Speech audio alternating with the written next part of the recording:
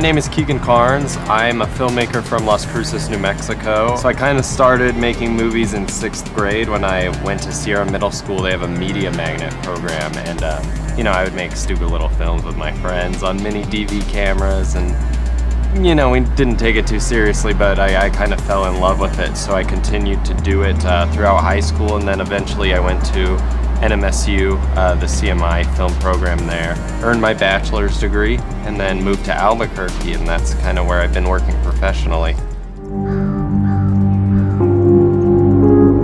Wolf's Law is a film about a boy who's being bullied in school. After being bullied for a while, he snaps and he decides he's going to get revenge on his bullies. The film kind of follows him sinking into this violent hole where revenge is his only goal. It takes place in 2002, which is, the time when we were all growing up. It was just after 9/11, so the state of the country is kind of, we were all in this weird zone where we were like, we didn't quite understand. We haven't had time to let what 9/11 did soak in.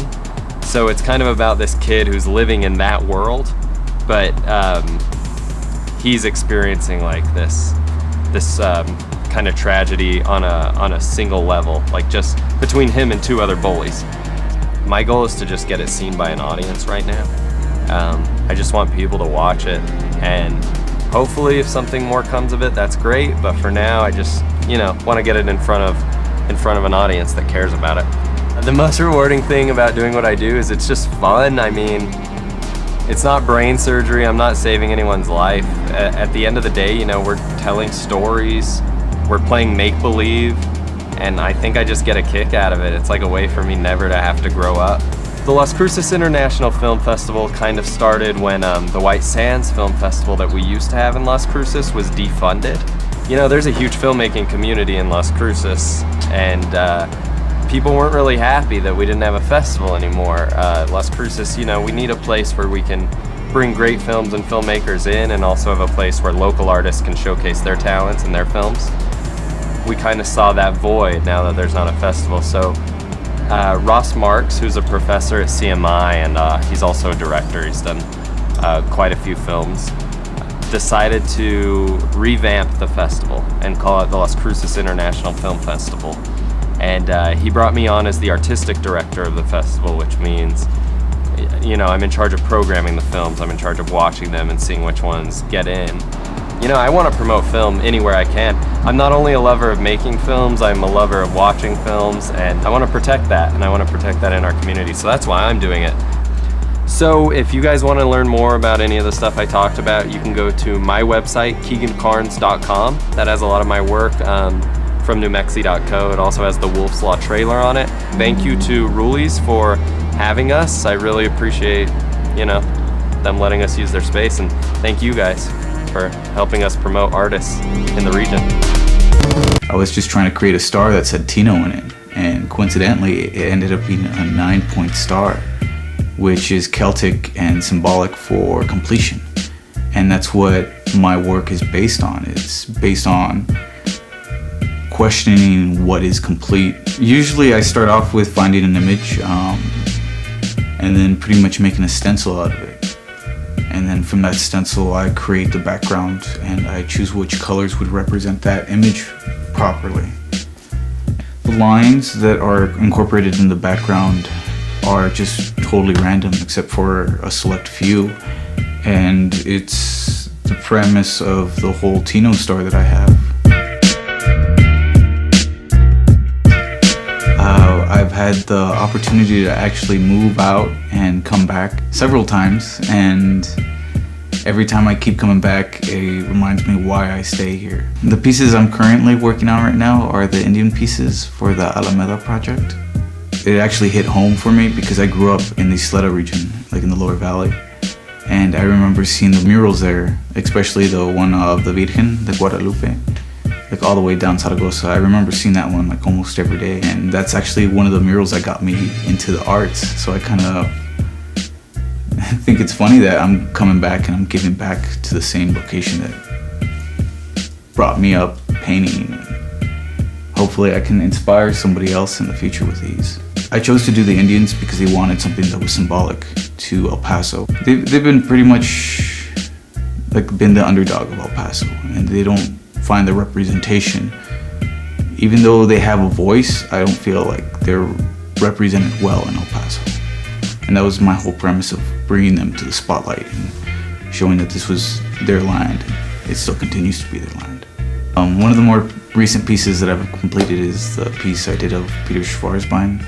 I did it as a form of thanks for all the things that he has helped me through the years as far as getting my name out there and bringing spotlight to me through collaborations with other artists and different projects. I know a big influence on my work have to be two major artists. One is a street artist named El Mac, and the second one is a fine artist named Chuck Close. I kind of brought those two artists together and what I thought maybe they would produce if they were just one physical person or maybe working as a team. All my work is pretty much revolving around the concept of completion, and that's where all the little details come in, overlap, and start blending in together. So this way, the viewer is actually the one blending the colors in and making the image up. Instead of producing one big body of work, I'm creating a bunch of little bodies of work to come together and make an image. And that's where it's also based on completion as well. So I'm not just painting an image onto a canvas, I'm also letting the viewer be a part of the project by having them mix the colors with their own eye.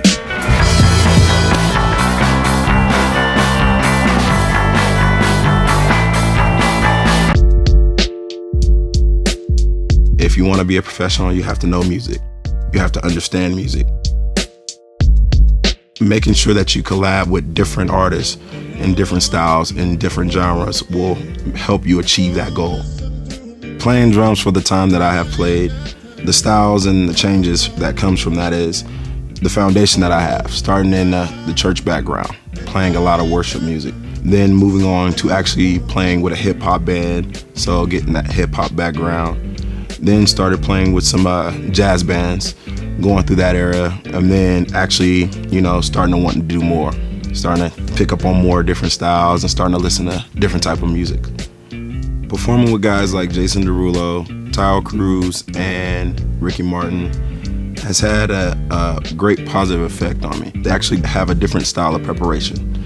So you have to dot all your I's, cross all your T's. It's not a free flow thing. It's actually one of those things that you have to, really be strict at what you're doing, play exactly what's in the song and what's needed. The biggest thing as far as going to Musicians Institute, going there for education was a big thing for me. Learning how to teach and understand what I'm actually playing was the biggest goal. Transferring over into the playing world, I actually had to understand and learn how to turn it off and on. It's great to have the education, but you have to know when to use it and when not to use it within the playing world.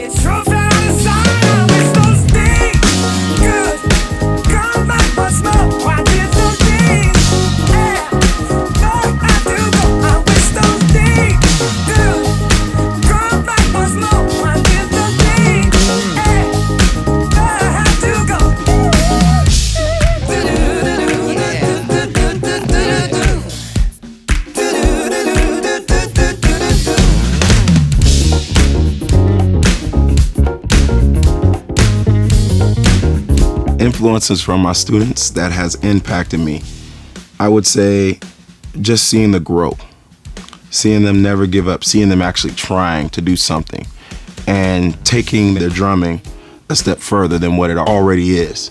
I always tell them, if you never try it, you never know where it's gonna go. So you always gotta try. And so when I see that and see the process of that and see them smile when they actually achieve something, that's actually very inspiring to me. Right now, I am actually working on my own website, larryslessons.com, and it's a website where I am able to teach, but also still pursue my dreams, helping others pursue theirs while pursuing mine. A lesson where I can teach while on the road. I have a rig to where I can take wherever I am, Skype lessons and group lessons.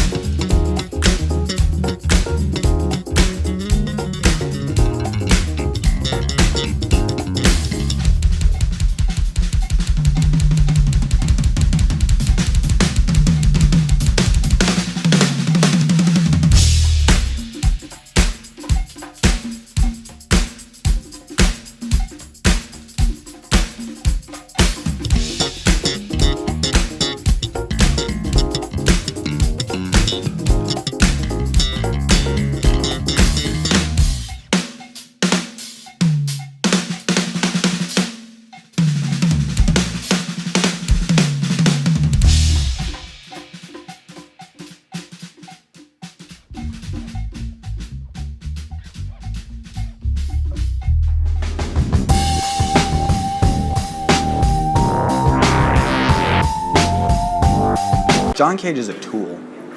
Like, I already hate atonal music and any kind of music that tries to like push the boundaries of like what music can be and what sound can be. Because to me, that's really, really pretentious. I think music and sound production have to be separated. Sound production can be art, but it is definitely not music.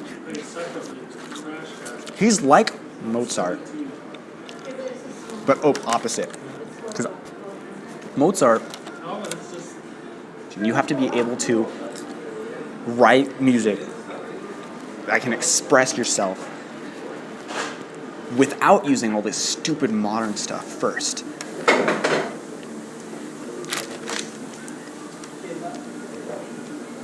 I'm glad that John Cage is dead.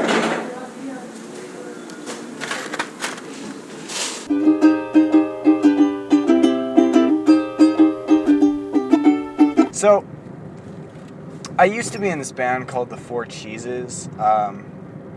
You know, it was pretty cool, but some of the band members got arrested, and so then it was just me and Wesley, which was like, it was cool, I guess, but he couldn't play guitar for... He sang mildly well, but that didn't even really matter, because he quit after the first show. So, I think I'm better on my own, though. You know, he would walk around shirtless a lot. He would never be thankful for when I bought him pizza. His hair smelled really weird, even though it looked really good. I wish I had his hair, don't get me wrong, but it smelled awful. You know, his mom yelled at me a lot. I don't know why she did that. So yeah, I don't think he's bitter though. I don't think he's bitter, especially since he's the one who quit.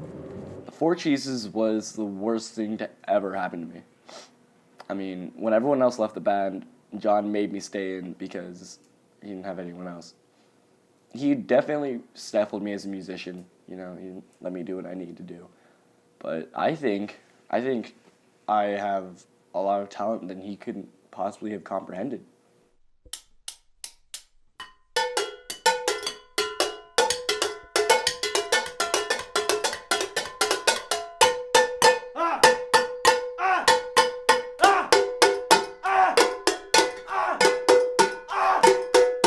Hugo and I reunited after I quit the band with John. We've been creating musical fusion ever since. John was a dick, and now I'm jumping for this other guy. He let me move in after my mom kicked me out. He calls this place his anarchist commune. Nobody here really bathes or showers, and they really seem to like fire. They also keep going on about how they've seceded from the United States. I'm not entirely sure that's true or possible. Hugo and I are really into creating experimental music. We like to go around the house and, record sounds from different areas. I think it was John Cage that once said, music is everything.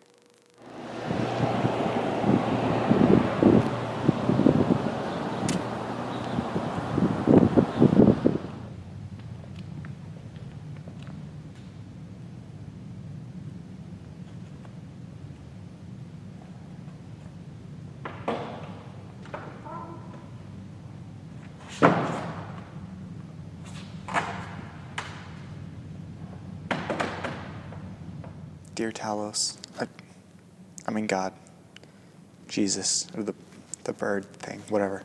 I need your help.